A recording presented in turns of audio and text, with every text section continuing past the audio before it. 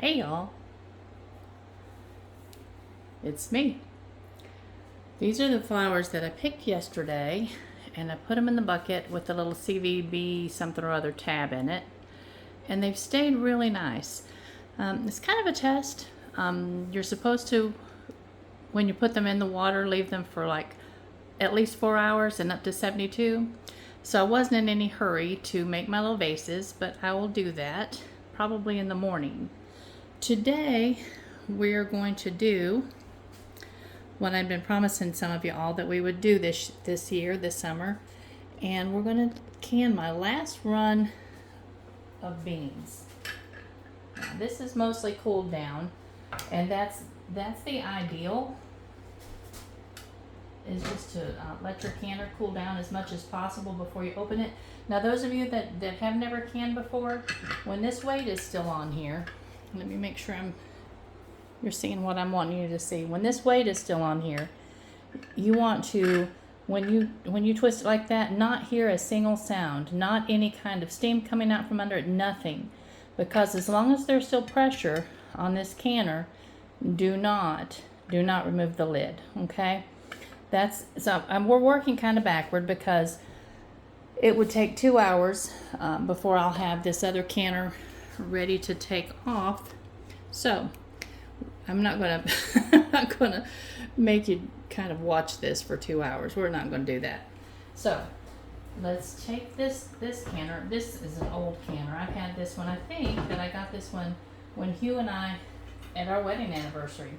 That's back in the days when people still gave gifts like canners as a wedding gift. That was a long time, y'all. A long time ago.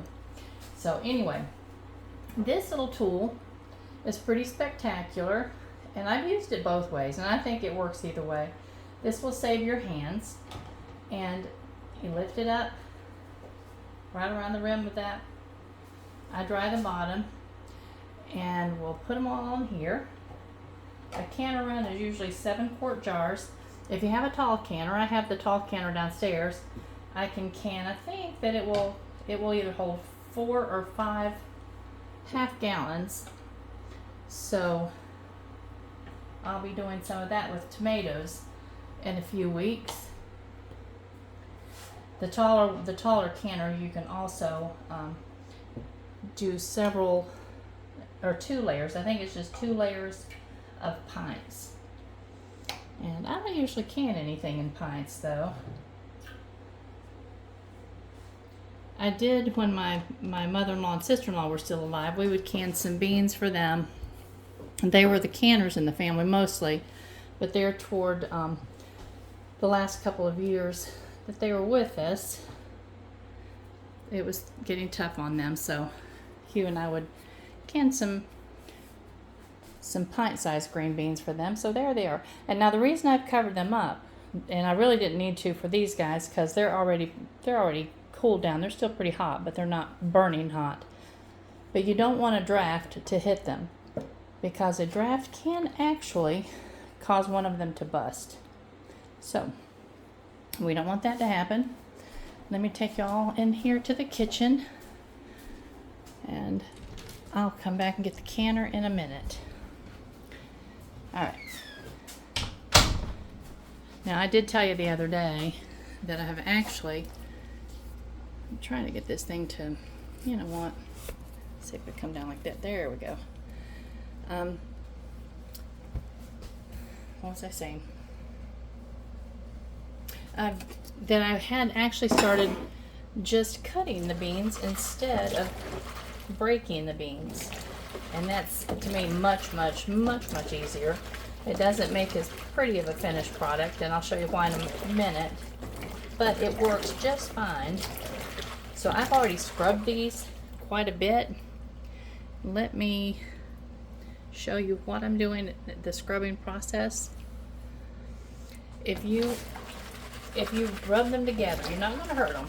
Rub them together in this little sink of water, and that will actually sometimes pop loose. If you have a string in there somewhere, it'll come to the surface. It will remove anything that's on the outside of the bean, any kind of blips of dirt or leaf stuck on leaves or whatever. So this is a necessary thing, and I've already done that for a couple of minutes before I started this video. Let's see if I can get some light. Alright, now I've got a clean bowl over here in the sink. And in the sink, I cleaned really, really, really well.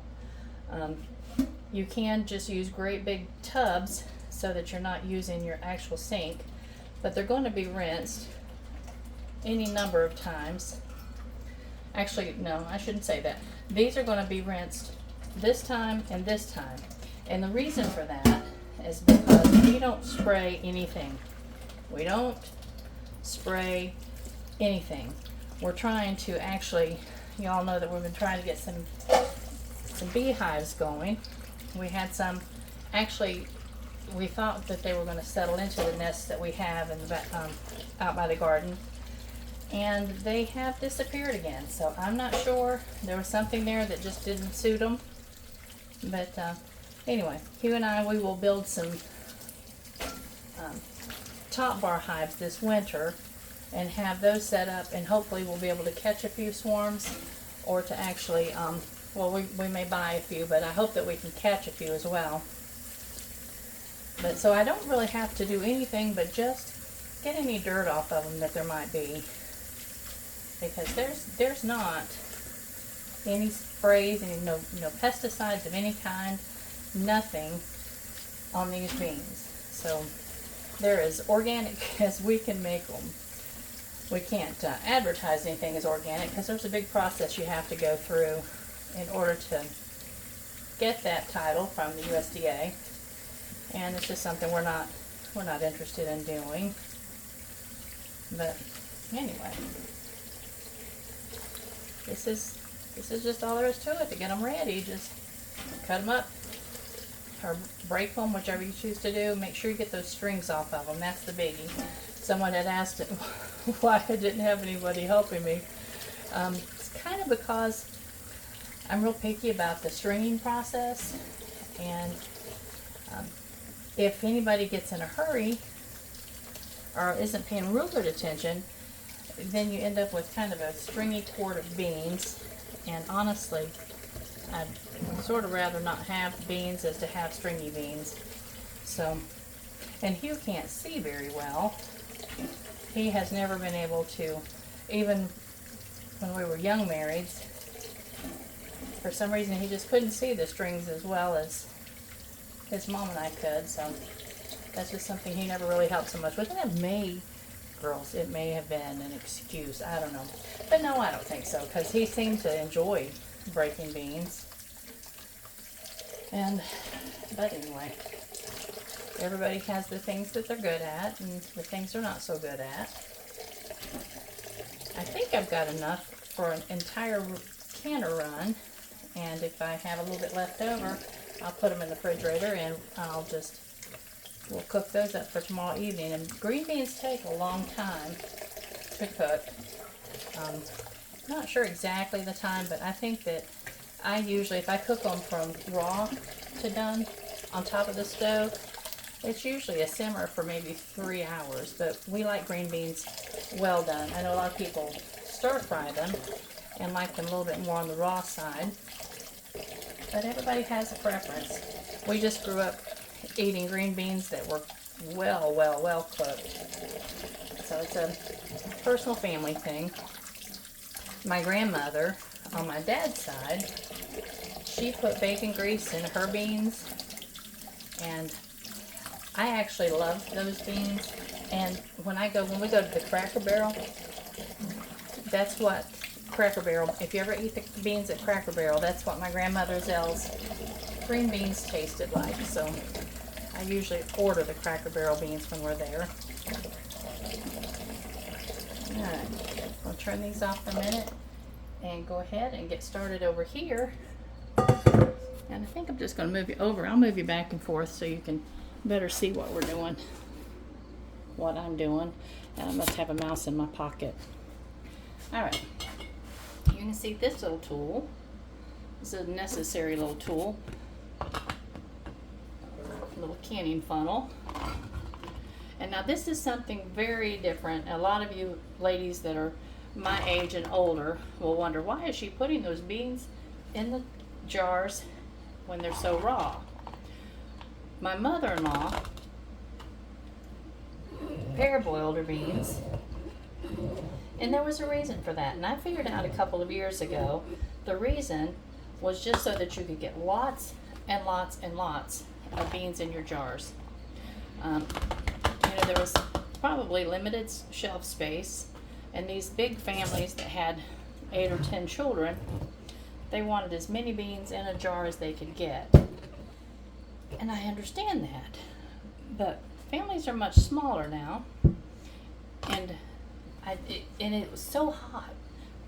It is so hot when you're canning, and it's, you know, 90 degrees outside, and you've got this hot water on your stove all day, parboiling beans, and then moving them over to the pressure canner and pressuring them.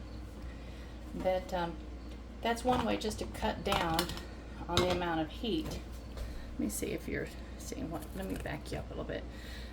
One way of backing up on them, or cutting down on the amount of heat that you're releasing into your home. But so that's the reason. I just don't find that I need the extra space in my canning jars, and I would just rather keep the air conditioner. And it's nice that we actually have air conditioner. When Aaron was a baby, that was my first experience really spending a lot of time canning. And my mother-in-law had, and I think I've told some of y'all this before, but my mother-in-law had a wood cook stove that she still canned on. She had an electric stove, but the wood cook stove was the canning choice. So in the middle of August, we would be canning beans for several weeks on a wood cook stove. Miserable hot days. But, you know, everything doesn't have to be done the way it was done 40 and 50 years ago. Thank goodness. I just don't enjoy being hot. So, but I have found over the last couple of years, since I've been doing them this way, that they're perfectly fine. They cook down perfectly fine in the canner, and there's no issues. They're completely cooked when I open a jar. So that parboiling stage is, in my estimation, unnecessary, unless you need to pack so many beans in your jar that this won't work. This cold pack won't work for you.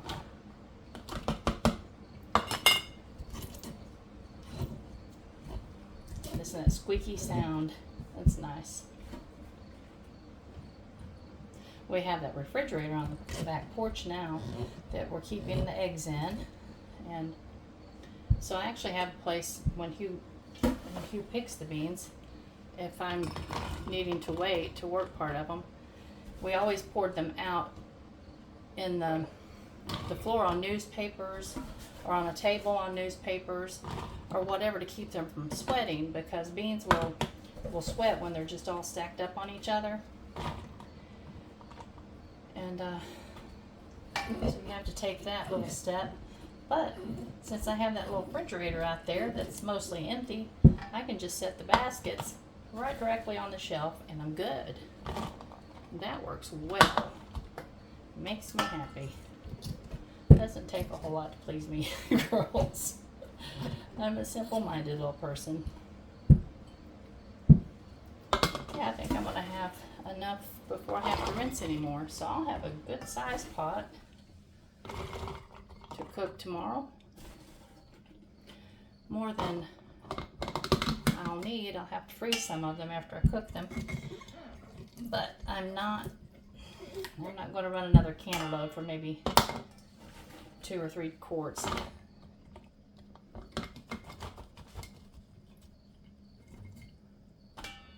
Alright, come on guys. Squash down.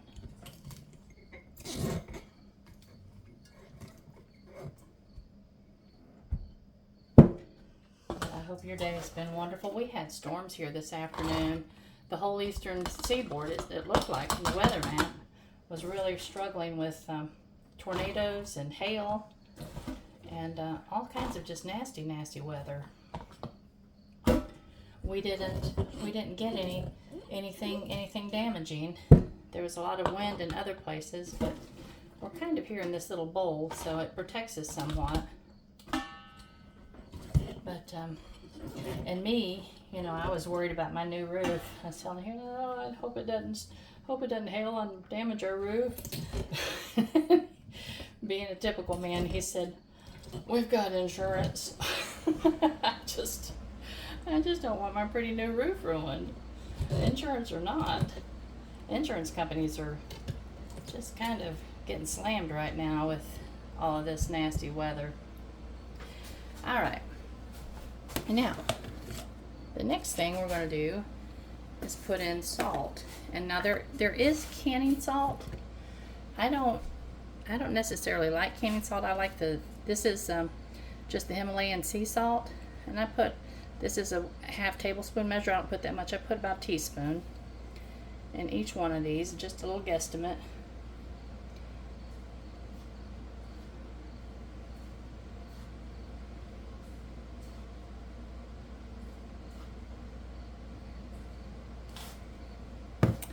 And then I'm going to run hot water in each one of these jars and let it melt this salt down. And I'm going to fill these jars up to this rim. Let me bring it over here so you can see. Let me see if you can see. Yeah, I think you see what I'm doing. I keep the jars out of the way. But right here to the bottom, so you have about an inch of what they call airspace at the top, or headroom, either one of those. So you want to keep that. And this sea salt just melts down in there nicely. I think the big thing with salt, and I'm not sure, I've never actually researched it, but I think the big thing with the canning salt is it doesn't have iodine in it. And maybe the iodine does something to the vegetables when they're cooking. I don't know. I'll have to research that. If any of y'all know, let me know, please. But I've not had any problems at all using Himalayan salt or the pink salt, any of the pink salts that have the vitamins and or the minerals in it. And that's kind of a nice thing to add a little bit of extra benefit to your beans. Now, at this point, when the jars were packed and ready for the lids to go on, my mother-in-law would take a case knife and she would go down on the outside of these beans, all the way, all four sides of the jar, and she would jiggle that to kind of release the air bubbles. Let's walk over here and turn our stove on, because I've got all my little canning lids in there. I'm going to turn that on high now and let them get really, really good and hot. But I tried something the other day, because it has always bothered me. It has always bothered me to hear that kind of scratchy sound of the jars, because I was always afraid it was going to break a jar. And there is that possibility if you're using metal instruments. But this is what I started doing. Alright. I take the jar and I put one of these plastic lids. You can get these plastic lids through Amazon for your, and it makes it actually really nice, girls, because I use the mason jars for storing leftovers or anything in the refrigerator, and I have the jars that will fit the regular size jars or the wide mouth jars. But anyway, I just kind of shake it all the way around, and I hope you can see those bubbles coming toward the top. Now if you lay it all the way down, you're just going to shake bubbles back into it, so you just want to kind of lean it maybe about 35 degrees or so, And then when you get most of the bubbles out, you can finish topping it back on up to that rim. Now let me grab a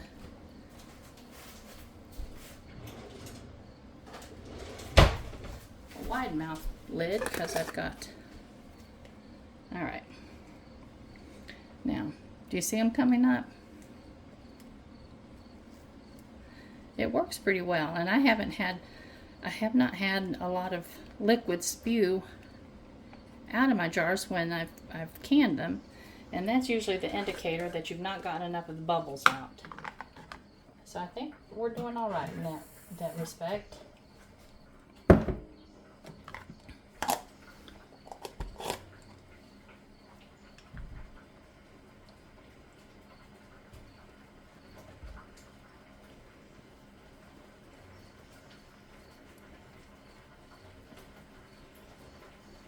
But I am certain, oh, I see a bean in there that's got a little bug bite on it. That's all right.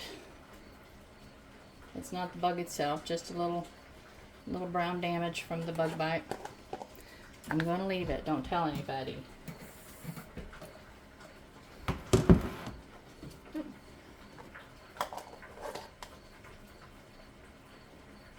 See, boy, that had a lot of bubbles in it. But I guess, you know, each generation has made this whole process easier and easier. And I'm actually glad to see that there's people that are beginning to find this this old art, and they're taking the time to actually renew it, reinvigorate it.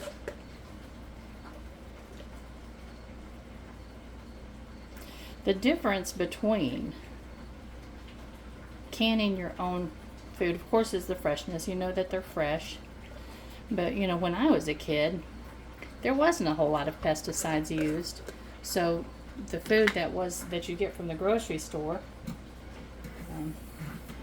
there were times that my mom would open a can of corn or something of that nature, and there would be a little worm in the top of laying on the top of the vegetables that had been cooked right with them.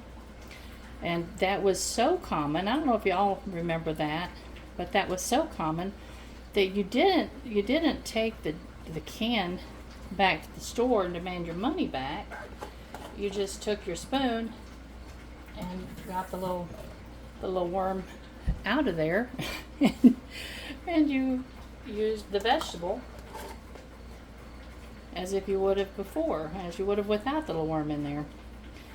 But the good thing about that was that there weren't so many pesticides in our food supply. Hugh and I have talked about it. I said, you know, I'd much rather have the worms in the food than to have the pesticides. And now corn, if you buy corn in a grocery store, and even at the fruit stand,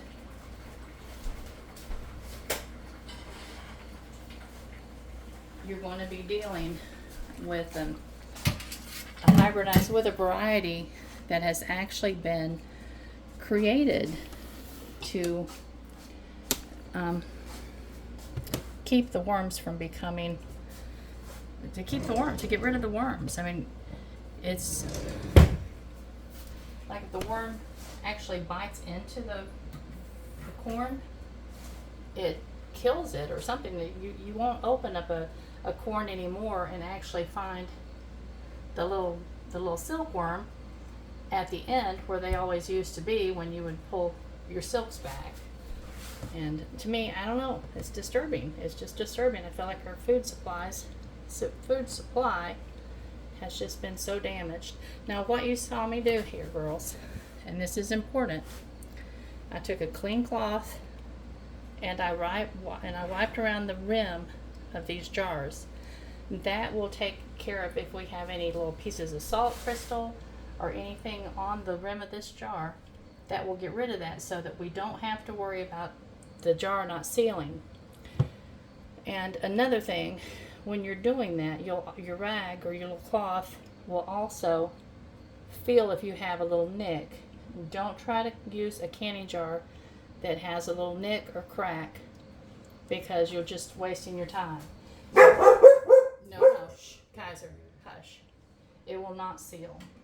So now, you need to be quiet, bud. I'll put you outside. What I'm doing now, I have this nifty little tool. It's a little magnet. And I can lift these jar lids right out of the, of course it's easier to do with two hands. I can lift these jar lids out of there. It's much easier if you do it with your little tool. I'm going to have to sit you down. No, that's fine. I don't know what he heard. Thank you, though.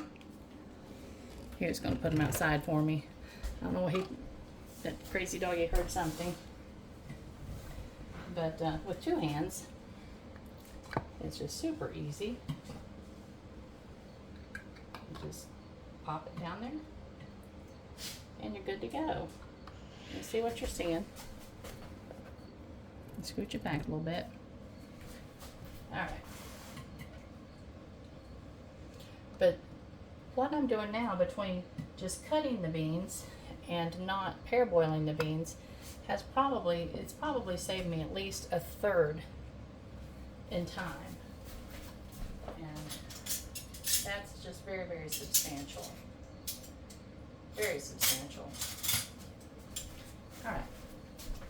Now, your rings, just make sure that your rings that they're not bent. I have actually some of mine that I've pulled out of my little container. You'll use these, the rings, you'll use these over and over and over again. And they'll get rusty. Sometimes they get too rusty. You're going to want to just toss those into your recycles. If they're okay and they still slide on, they still twist on real easily, then you're good. But anytime you have a hard time getting one to go on, I can't get that one started, just go ahead and stick it over in your recycles, because you don't want to take the risk of not having a good seal. And this ring is what will keep your seal good and tight. Now, I am twisting these on about as hard as I can. Sometimes Hugh will twist them for me. He's in here. And some of you ladies, if you don't have any help, you can use one of these little guys. Mine looks awful. It's got, I should have washed it before I did this video. But you just clap it down on there, and it gives you just some leverage. But I use it when I have to. Right now, I don't have to. My hands are in pretty good shape this evening. And let me mention about the lids themselves, because you'll notice that I'm using ball. That's not the only lid that I've used, but it's the most consistent. Oops, I'm not even going after. Hold on, I'm gonna have to sit you down. I gotta go get my canner. But it's the most consistent sealing lid I've used.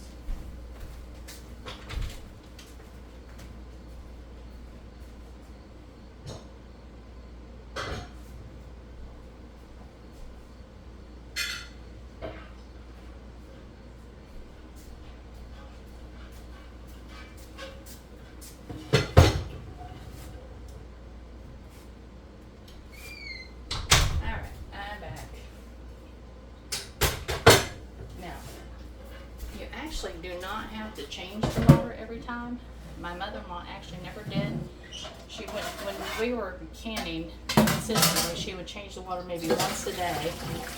But in between runs, she would just add a little bit more. Me, I just it's nothing. There's no rhyme or reason for it. I just like to do it. So I just go ahead and rinse everything and start fresh with that. And I put a half a gallon or 2 quarts, same thing, into my canner. And actually I'm going to start with not hot water, because the water inside my canner will be a little bit, just slightly cooler than the water inside my jars. That will allow them really to kind of heat up and more consistent. I don't want these to be cooler than the water in my canner, in other words. Alright, I'm going to carry it back and forth with me. And I usually, if I have a large mouth or a wide mouth jar, I usually put that one right in the center for whatever reason. They always look bigger to me, so I always feel like they need to go in the middle. I don't think that's a thing, but oh well. I hear Hugh. Hey honey, come say hi. Say hi. Hello everybody. Time to go close up birds. It's dark outside. Oh, it is. Tell them something. Tell them a memory that you have of your mama canning. It was hot.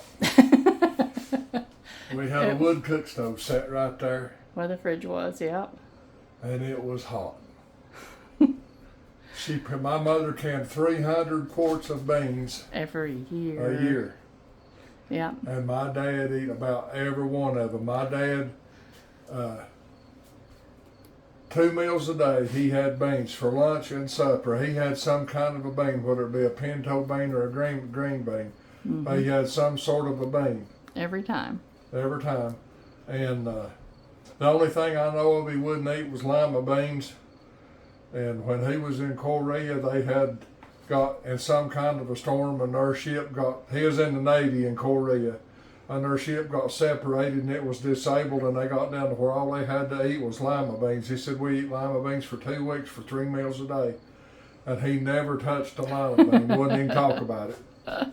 Anyhow, have a good time, y'all. I don't blame him. I wouldn't have eaten the lima beans either. I don't know, I can't say I've ever been too much of a fan of lima beans. But, alright. Don't want to sling you around in a circle too fast, girls and guys. Some of my sweet little men that watch with us and hang out with us with their wives or whatever, they've reminded me that, hey, we're out here too. And yes, you are, and I appreciate that. We need y'all. But I don't know. It's just a bad habit just to say girls. So no, when I say girls, the tagline is guys. How's that? All right. Now, I'm going to set you all down again and explain that I've always been told to try to make sure the jars don't touch each other. Because when they jiggle, apparently they can, jiggle against each other and break. I never have felt like I was really successful in doing that. It always felt like they were touching somewhere. So don't stress over it. Just do what you can about that. Now, just get your little lid situated so that it will go down on there good and snug. And we're going to turn this on high. Now, we do not put the weight on yet. It's going to be a few minutes before this weight will be going on.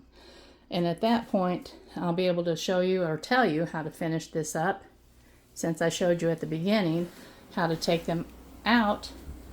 And we will have completed a whole run of beans. Of course, the long part of that process is actually stringing them. He says that the long part of the process is picking them.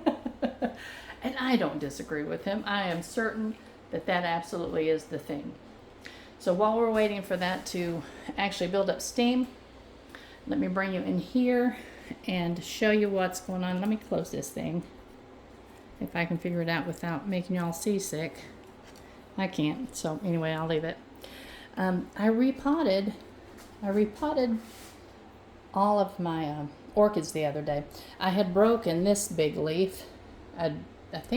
We have problems with flies because we live in the middle of a cattle pasture, for one thing, and then letting the dogs in and out. There's a lot of times that I'll just leave the door open so the dogs can, take their time and come back without me having to stand there.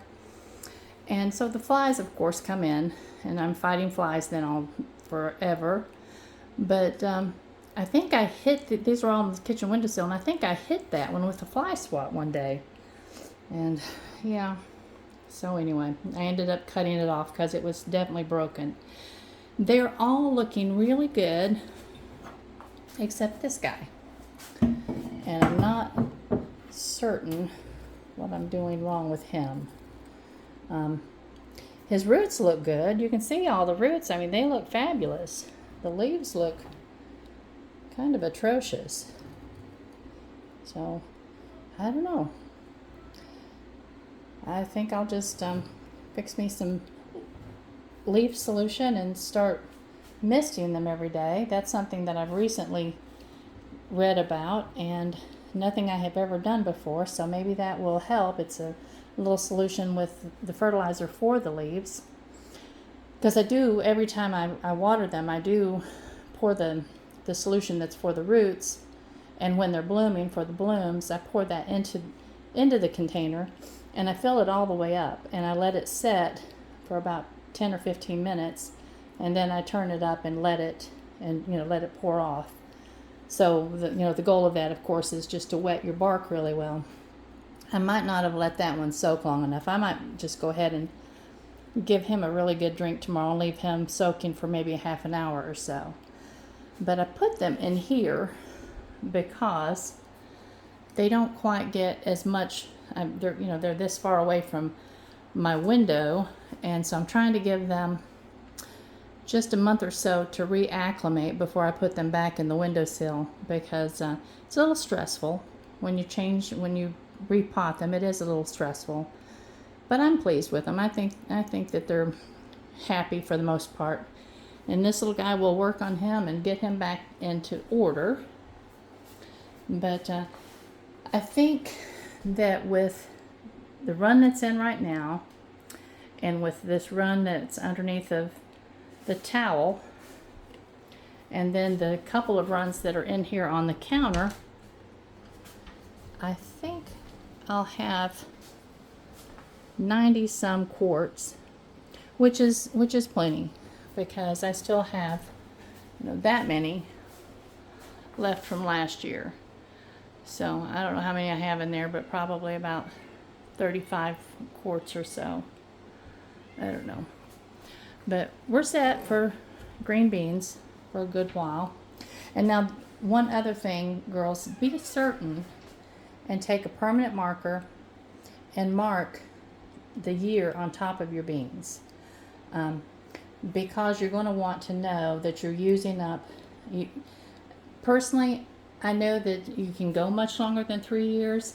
I feel uncomfortable going longer than 3 years, so that's just kind of a personal preference.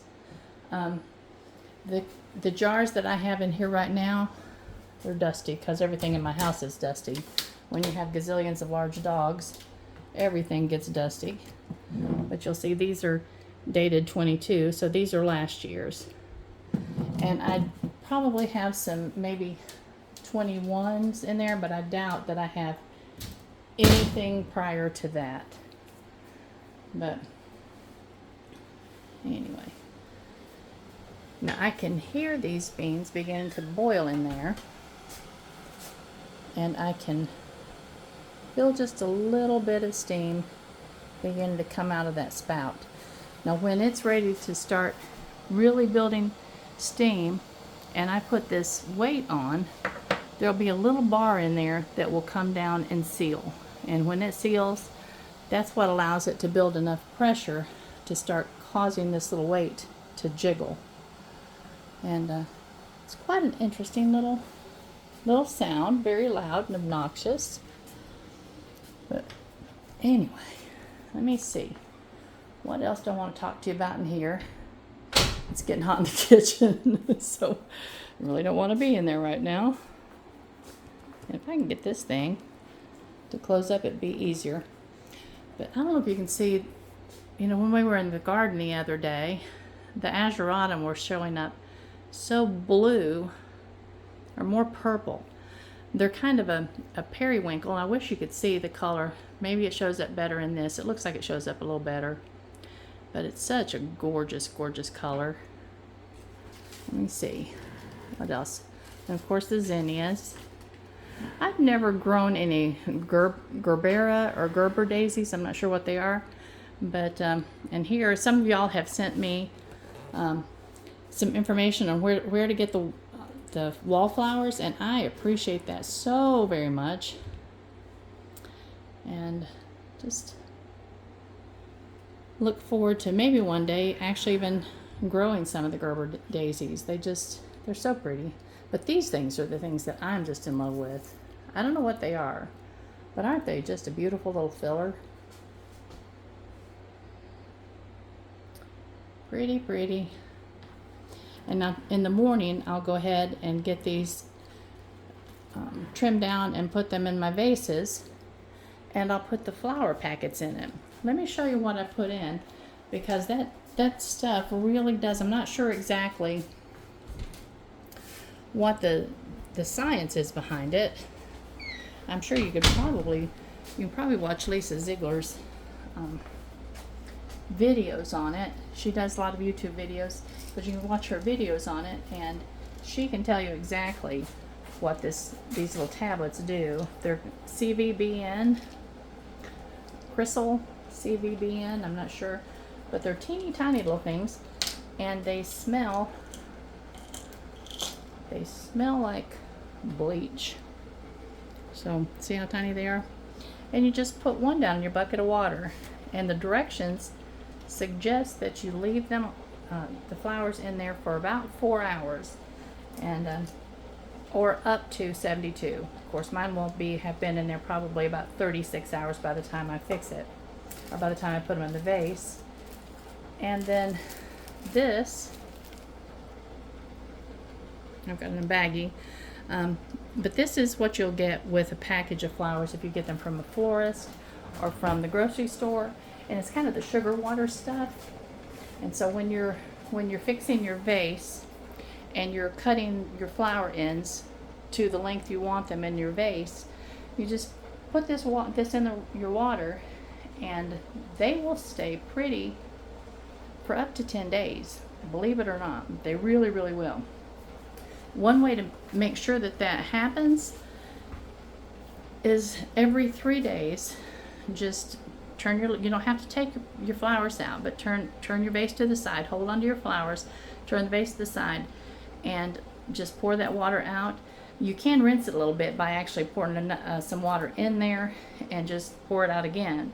But then mix in a jar or something, or a little pitcher, mix some of your flower additive in that and just pour it back in there, and set it back on your table or your windowsill or wherever you have your flower arrangement.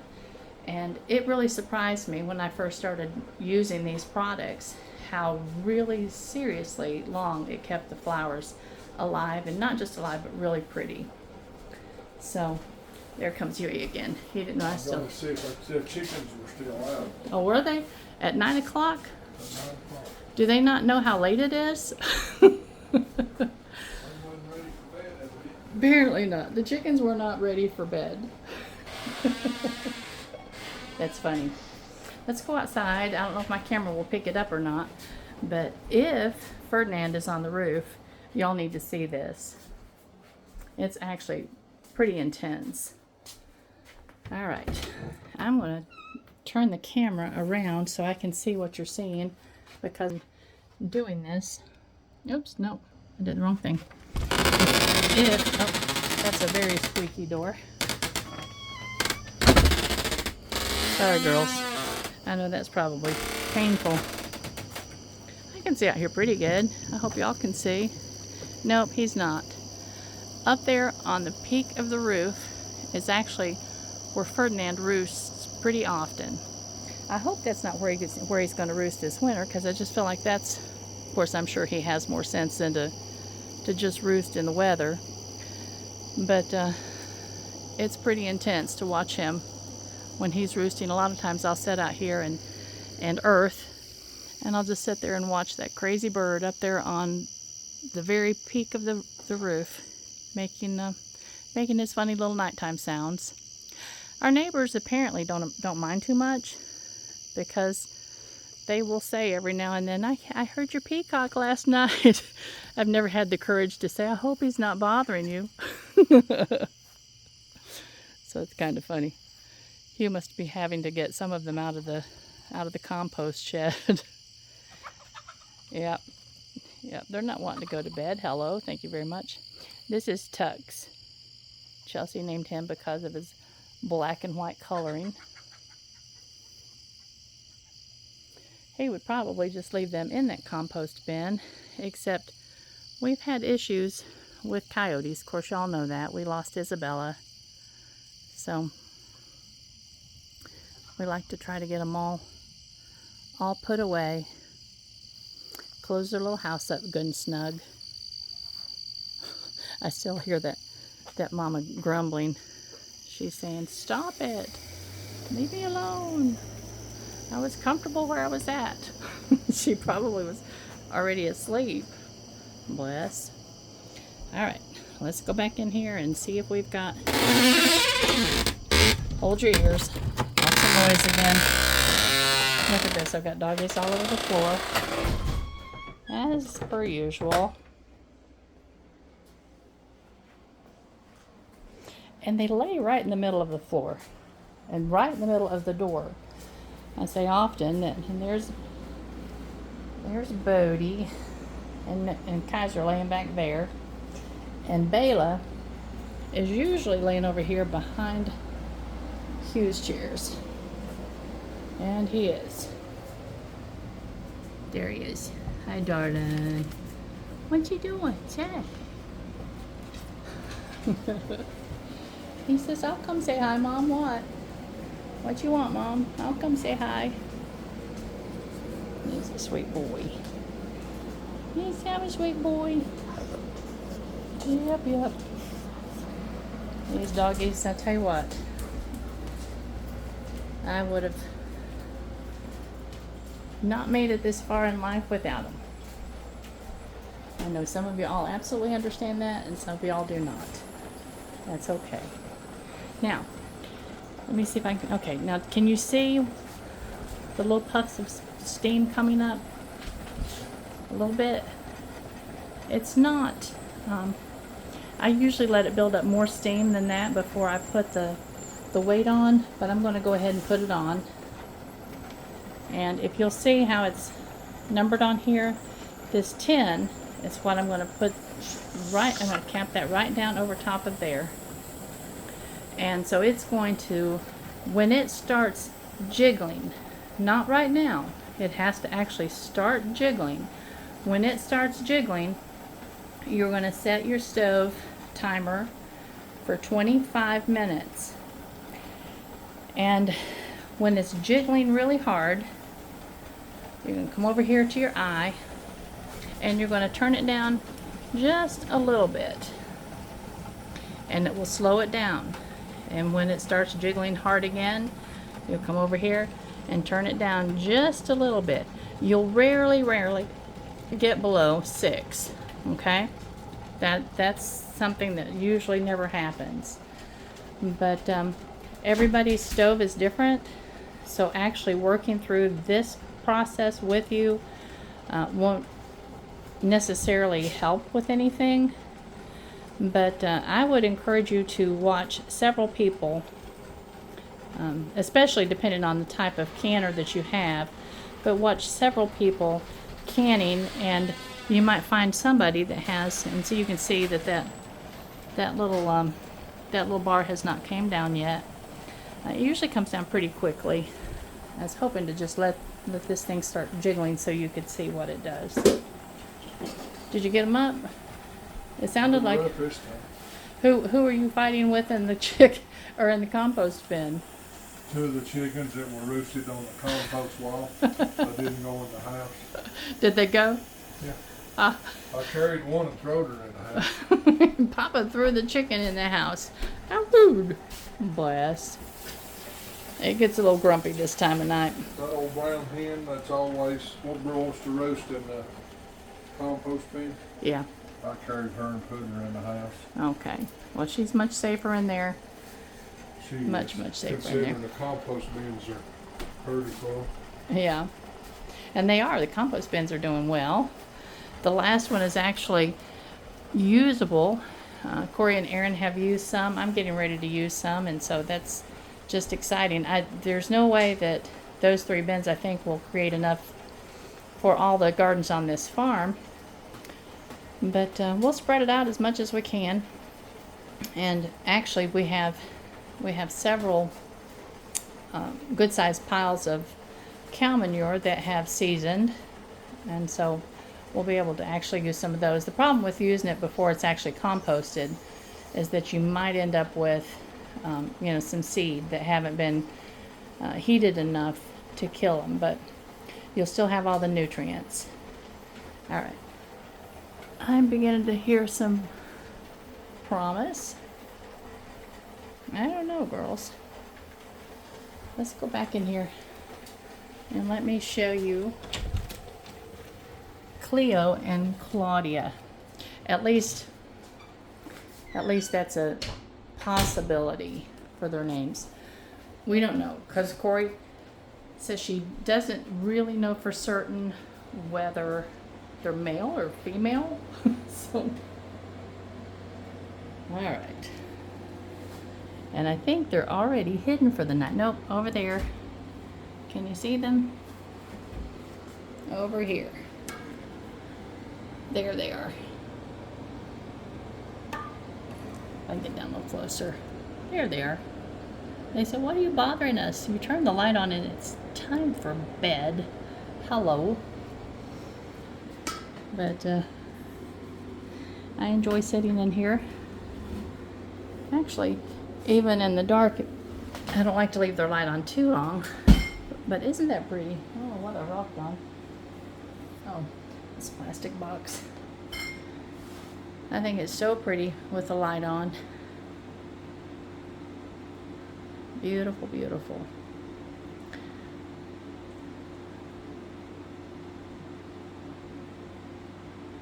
Yay.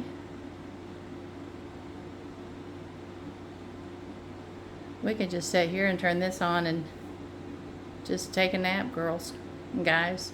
Just chill out.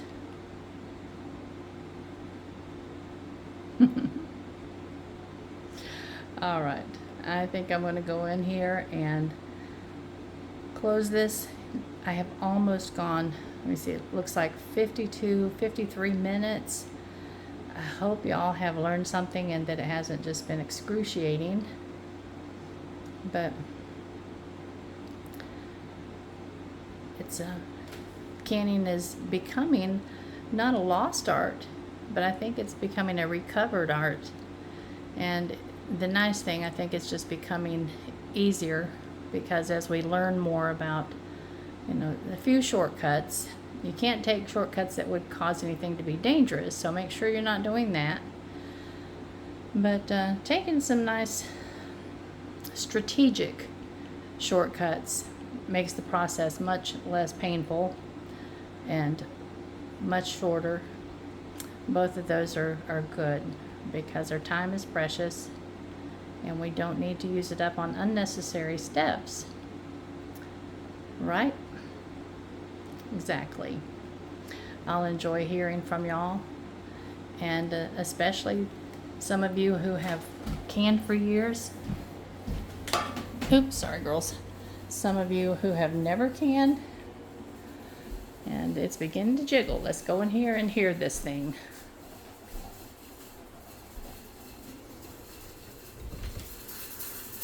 Alright, there we go. It does get much louder than this. But you can see that little jiggler moving around and doing its thing. And that's that little arm. Actually, it didn't come down. Let me see. Oh, it came down over here. See that little arm in between the two handles? Alright. So, what I'm going to do is go up here and hit my timer and set it for 25 minutes. And start that. And since it's doing its thing so well, I'm going to go ahead and turn it down a little bit. And when it slows down, or when it speeds back up, it will slow down first and then it will speed back up. When it speeds back up, I'll turn it down a little bit more. My mother-in-law told me that as long as it jiggles once in 5 minutes, so it doesn't have to jiggle like this the whole time. But she says as long as it jiggles one time in a 5-minute span, you're good.